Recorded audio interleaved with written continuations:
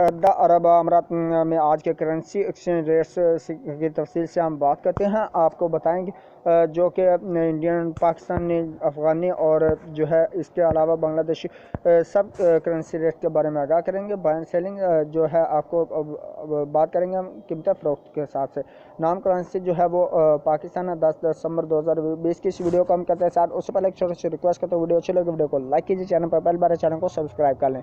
پاکستانی روپیہ جو قیمت فروخت ادھر ہوگی عرب متحدہ عرب امارات میں ایکسچینج ریٹ سے وہ 43 روپے 61 روپے جو ہے قیمت فروخت ہوگی.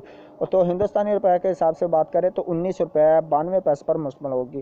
بنگلہ دیشی جو ٹکا ہے اس کے 23.14 جو ہے وہ آپ کو ملیں گے. اور بنگلہ دیشی ٹکا کے بعد نیپالی روپیہ جو ہے اس کی قیمت جو فروخت جو ہے 31 روپے 95 پیسے پر پہنچ چکی ہے. سری لنکن روپیہ جو ہے اس کی آج 50 روپے 54 جو پیسے پر مشتمل ہوگی. اور افغانی، اگر افغانی جو روپیہ اس کے حساب سے ریٹس کی بات کی جائے تو 21 روپے 02 پیسے پر مشتمل قیمت جو ہو وہ آپ کو لاگو ہوگی، قیمتیں فروخت ہوگی آپ کی.